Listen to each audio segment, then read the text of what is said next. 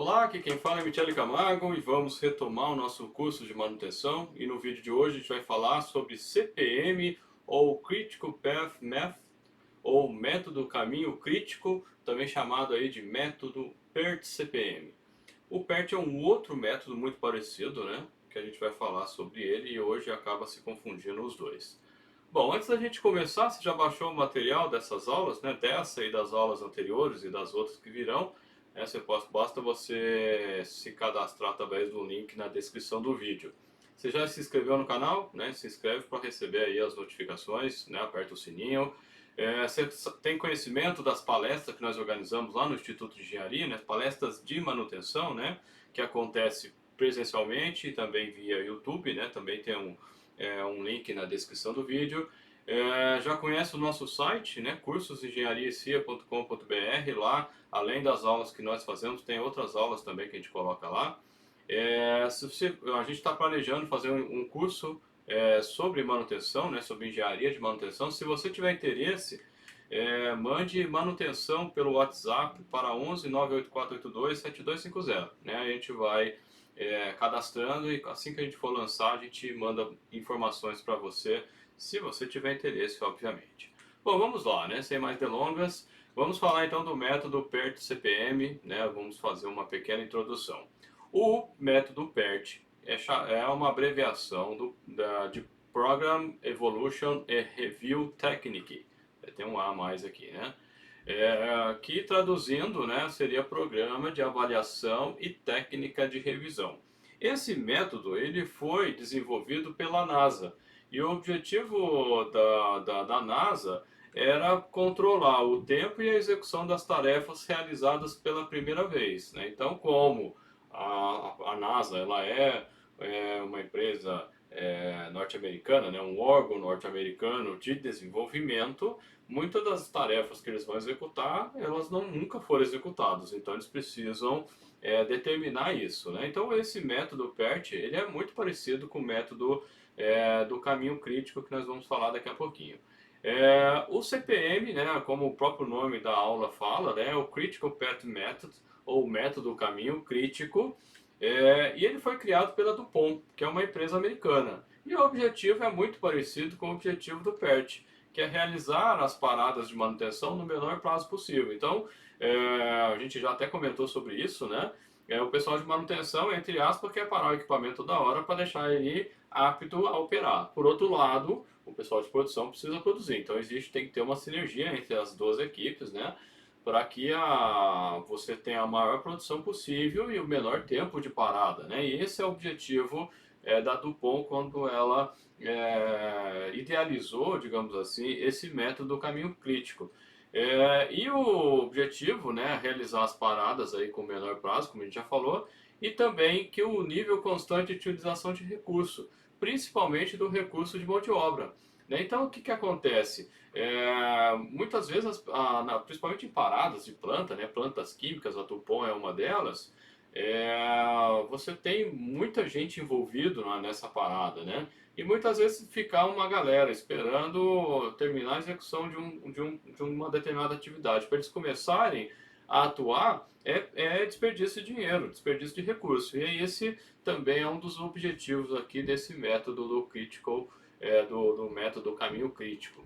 E os dois métodos são muito parecidos, né? Eles têm basicamente as mesmas técnicas e a gente vai acabar focando no CPM, que é o método mais aplicável, mais utilizado, digamos assim, pela maioria das empresas. E por curiosidade, né, eles surgiram mais ou menos na mesma época, em 1958, que começou a dar início à sua utilização.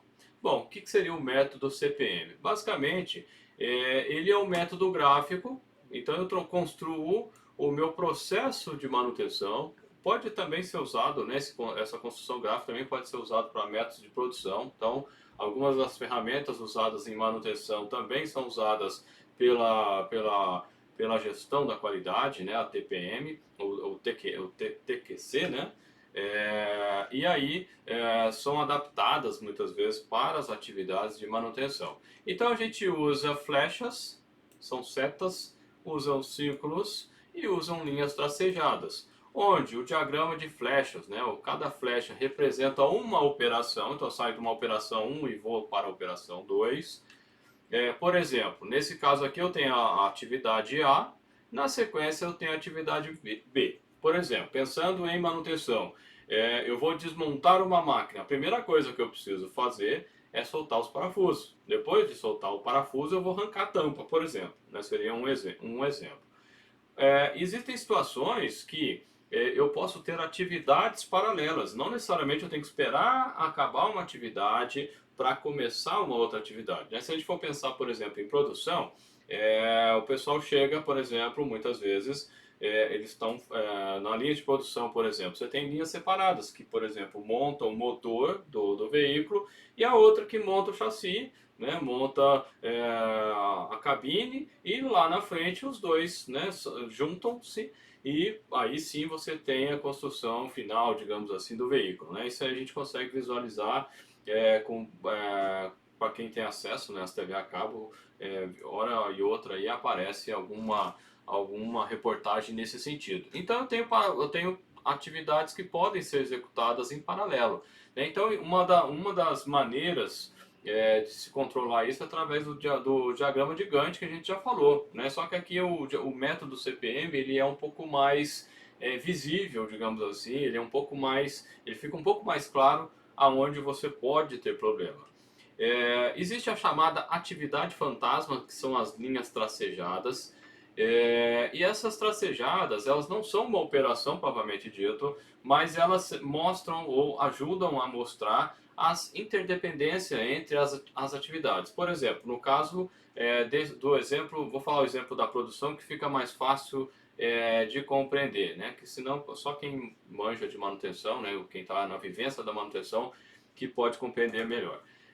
Vamos imaginar o exemplo do carro que eu falei, né? Então tem uma linha de produção onde é fabricado o motor e paralelamente eu tenho a fabricação, por exemplo, do chassi, né, e outras peças. E aí vão se montando lá na frente, eu junto tudo e continuo a linha de produção até finalizar o veículo. Aí a pergunta que não quer calar é o seguinte: adianta eu terminar o motor antes do restante? Se não adianta, então eu tenho uma interdependência. Então, para mostrar isso graficamente, eu uso a linha tracejada. Então, no caso dos paralelos, né, como é um gráfico, a gente tem uma linha andando de um lado, uma outra linha andando do outro, e eu vou ter as atividades que mostram essa dependência, né? Então é isso que essa atividade fantasma quer dizer. E na manutenção acontece muito disso. Muitas vezes você vai fazer a manutenção de uma bomba centrífuga, por exemplo, e aí é necessário, por exemplo, fazer uma recuperação do rotor da bomba. E ao mesmo tempo você tem que, por exemplo, retificar o eixo.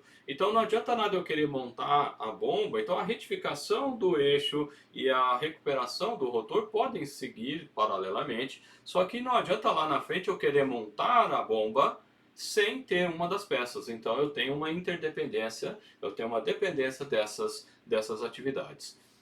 Então aqui no caso, né, eu tenho a atividade A, na sequência da atividade A eu começo a atividade B, por exemplo, eu soltei os parafusos e depois eu tirei a tampa. Paralelamente a isso, eu tenho, por exemplo, dois lados do mesmo equipamento, posso ter duas pessoas trabalhando no mesmo equipamento, o outro está soltando os mesmos parafusos do outro lado e também, né, as outras tampas. E aí, para que eu possa mandar essas peças, por exemplo, para lavagem, para limpeza, eu preciso mandá-las juntas, senão vai uma parte e vai faltar, né? Lá na frente isso vai atrapalhar. Então eu posso mostrar essa interdependência através dessa seta tracejada aqui. E eu tenho um nó evento, que são círculos desenhados no início e no fim de cada atividade para destacar exatamente. Em vez de eu colocar um monte de seta, eu coloco os círculos. Então, por exemplo, eu vou, que nem o caso aqui, eu tenho essa atividade 1, ela se divide em duas atividades, que nem eu dei o exemplo da bomba centrífuga. Então saiu para recuperação do eixo e tenho a recuperação do rotor, por exemplo, né? Depois lá na frente eu tenho, né, a parte que vai montar o rotor, a parte que vai montar o eixo, e aí eu tenho essa interdependência, né? Então é isso que é um exemplo hipotético que a gente está mostrando. Bom, e como que é a construção desse diagrama ou desse caminho, esse método do caminho crítico? Como que eu construo esse diagrama? Primeira coisa é listar todas as atividades necessárias para que uma determinada, todos os passos, né, todas as subatividades, então eu vou fazer a manutenção de uma bomba centrífuga. Quais são as atividades que eu vou precisar? Eu posso fazer uma análise mais simplificada, por exemplo, que é desmontar o equipamento, verificar quais peças estão danificadas, pedir peças novas e aí eu faço a montagem e entrego o equipamento. Isso seria bem sucinto. Mas só que assim, na hora de fazer a desmontagem, eu posso fazer detalhado também. Então, o que eu preciso desmontar primeiro? Bom, primeira coisa, uma bomba centrífuga convencional, o que eu preciso tirar é, por exemplo, dependendo, é óbvio que depende da bomba centrífuga, mas de um modo geral, eu vou tirar a voluta. Então, a primeira coisa é soltar os parafusos da voluta, tirar a voluta, depois eu vou tirar, soltar o parafuso do rotor, vou tirar o rotor, vou tirar a contratampa, aí eu vou ter acesso ao selo mecânico e assim por diante. Ou seja, dependendo do equipamento, eu vou ter várias atividades. Não adianta eu querer tirar o selo mecânico da bomba antes de eu desmontar essas outras partes. É isso que eu quero dizer. Então, eu posso ter atividades macro, né? Então, para ter uma ideia do macro, e depois eu posso ter esse mesmo diagrama para as atividades mais detalhadas, para que eu tenha um controle cada vez maior daquilo que eu preciso fazer. Então, eu preciso listar todas as atividades necessárias, eu preciso saber qual é o tempo necessário para cada atividade. Não adianta se não souber não adianta eu saber quais são, mas não saber o tempo que eu levo, não vai resolver. E eu preciso saber essas dependências que eu falei. Então não adianta nada, por exemplo, eu querer montar a bomba, né, para terminar a manutenção dela, sem que o eixo esteja em voltar, né, à condição original, ou sem que ele esteja em condições para isso. Não adianta eu querer montar o equipamento se o rotor não estiver bom. Né? Então eu tenho que, se o rotor não estiver disponível. Na área de produção, naquele exemplo de produção que eu falei, não adianta eu querer montar o final do carro se eu não tiver o motor finalizado, nem o chassi montado e assim por diante. Bom, vamos dar um exemplo. Esse aqui é um exemplo bem, eu fiz bem resumidão, né? Pode ser que com certeza está faltando atividades aqui. Eu já estou avisando, né? Que aí de repente você tem uma certa experiência já em montagem, você fala, pô, o cara não colocou isso, não colocou aquilo. Eu estou colocando mais de maneira genérica só para ilustrar. Vamos dizer que eu quero fazer a manutenção de uma bomba centrífuga. Bom, então primeira coisa, eu, né, mapeei aqui as atividades, digamos que só sejam essas e está bem simplificado. Então a primeira atividade é desmontar a voluta e o rotor. Né? Na verdade é desmontar a voluta, primeiro soltar o parafuso, tirar a voluta, soltar o parafuso de novo do rotor, desmontar né? Tirar o rotor e assim por diante. Né? Então está bem simplificado. Digamos que aqui também esse tempo aqui tá, eu chutei, vamos dizer assim, né? Eu não coloquei nenhuma relação com a realidade, né? Então para desmontar a voluta e o rotor, em média leva 1 hora para recuperar esse rotor. Então vai o rotor, ele vai, por exemplo, dependendo do tamanho, né? Não vale a pena você recuperar. Então vai ser soldado, né? As pás, depois você vão ter que usinar, depois vão ter que fazer o balanceamento desse rotor e assim por diante. Então eu coloquei uma atividade bastante demorada aqui, 4 horas,5 comparadas com as outras atividades, é isso que eu quero dizer. Bom, aí eu vou retirar a luva, por exemplo, e retificar essa luva, né, né, vamos dizer que digamos que seja possível fazer a retífica dessa luva. Vou limpar as demais peças que estão boas, vou verificando as peças ruins, eu vou requisitar as peças sobressalentes. Quando a gente fala peças sobressalentes, são peças que a gente vai pegar num almoxarifado, por exemplo, que são peças que estão estragadas. Por exemplo, as vedações. Normalmente as vedações são trocadas, rolamentos muito frequentemente são trocados, né? Porque o custo do rolamento comparado com o custo de quebra da máquina é muito baixo, então acaba se aproveitando uma manutenção e acaba fazendo também o rolamento. Depois isso aqui tudo está disponível, né? Eu monto a luva no eixo, depois eu monto o selo e a contratampa, por fim eu monto o rotor e a voluta e teoricamente, né, testo o equipamento e o equipamento está pronto. Digamos que sejam essas etapas. Bom, a partir do momento que eu listei, eu tenho que verificar qual que é a dependência que eu tenho de uma atividade e outra. Por exemplo, recuperar o rotor. Eu só vou conseguir recuperar o rotor depois que eu tirar o rotor, então ele depende da atividade A. Então eu coloquei aqui a dependência da atividade A. Retirar a luva e retificar a luva. Também depende de eu desmontar o rotor e tudo aqui para eu ter acesso ter acesso, né, aonde está essa luva que fica normalmente na montagem do selo. Até aqui eu esqueci de colocar contra-tampa aqui, né? Isso aqui é a voluta, rotor, já está com contra-tampa e tudo. Limpar as demais peças, eu preciso tirar, né, terminar a atividade C para poder fazer, porque eu preciso ver se as outras peças estão boas. Requisitar as peças sobressalentes, também eu preciso ter finalizado essa parte aqui. Montar a luva, depois que está tudo pronto, depende da D e da E, né? Eu tenho que estar com as peças, eu tenho que estar com as peças limpas e tenho que estar com as peças novas que vão ser necessárias. Aí eu vou montar o selo, né? Depois que eu montei a luva, eu monto o selo, eu monto a contratampa e monto o rotor e a voluta, né? Então seria esse exemplo que nós teríamos. Bom, além disso, né, eu tenho o tempo de cada uma das atividades aqui, de novo, né? Não são esse tempo aqui são, entre aspas, chutados, né? Não tem compromisso nenhum com a realidade. Bom, então estou repetindo a tabela só para a gente fazer, né? Então o que eu vou começar na atividade zero? Então, essa bolinha aqui quer dizer que é só o começo, né? Eu não tenho nenhuma atividade, não vou gastar nenhuma hora para isso aqui, é só para destacar no diagrama o começo e fim de uma atividade.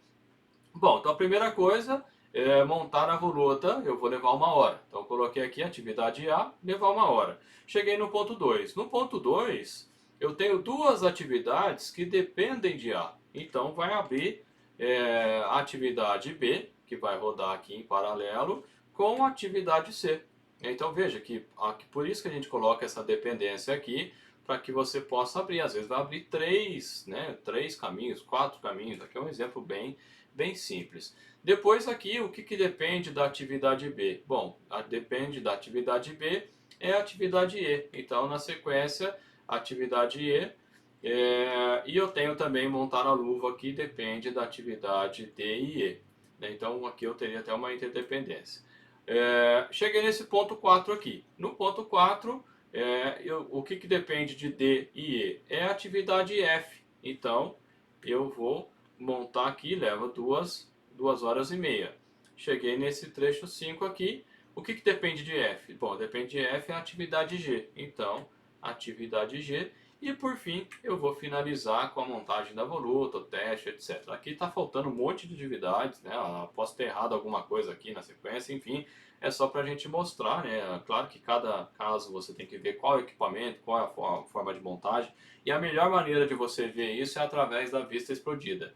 Então, através da vista explodida, ela te dá uma visão do que você precisa fazer em termos de atividade para poder montar e desmontar o equipamento. Ele mostra exatamente a sequência que você precisa. Bom, e aqui eu tenho dois caminhos. Eu tenho o caminho A, B, D, F, G, H e tem o caminho A, C, E, F, G, H.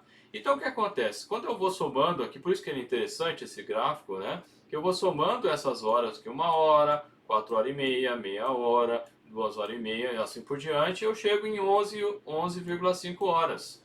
Se eu fizer o outro caminho, eu tenho A, C, E, F, G, H, a mesma coisa, fazendo a somatória de cada uma dessas horas, e eu tenho 8 horas e meia. Então, qual é o meu caminho crítico? O meu caminho crítico é aquele que demora mais. Então, se eu tiver que focar em termos de redução do tempo de manutenção, eu teria que, nesse caso, focar nessa atividade B aqui. Será que é possível recuperar o rotor num tempo menor? Né? E essa é a pergunta que tem que ser feita. Como eu disse, né, esse diagrama aqui está bem simplificado. Eu posso ter várias atividades em paralelo e dessas atividades em paralelo ter várias subsequentes, né? E aí eu vou analisar cada caso e verificar qual é o caminho mais crítico, né? Por isso que chama método caminho crítico. Uma vez que eu fiz graficamente, eu consigo detectar o meu pior caso e é ele que eu tenho que estar esperto, é ele que eu tenho que ficar atento para que eu possa programar de maneira efetiva a manutenção do equipamento. Então, como eu disse, né, o caminho ABDFGH é o meu caminho crítico, é o meu CPM. Bom, quais são as conclusões, né, do método PERT-CPM, ou só o método CPM? Ele permite avaliar a possibilidade do cumprimento de prazo. Então, assim, digamos que nem o caso aqui, deu 11 horas e meia. Muitas vezes o pessoal da produção quer que entregue em 5 horas. Não adianta falar para ele, não, não tem como, não dá. Né? Você tem como mostrar para a produção que não é possível executar a manutenção naquele período. Uma outra coisa é o principal, né, que é identificar as atividades críticas, quais são as atividades que não podem falhar ou quais aquelas que têm que ser tomado o máximo de critério possível. E é interessante dizer que muitas vezes existem muitas perdas, né, de tempo, às vezes, em umas atividades não tão complexas, né? Por exemplo, tentando descobrir aonde a peça está no almoxarifado, por exemplo. Isso acontece com muita frequência. Permite priorizar as atividades, então aquelas que são críticas eu vou priorizar, eu vou ficar mais atento, só que aí não pode deixar de ficar desatento, como eu acabei de falar.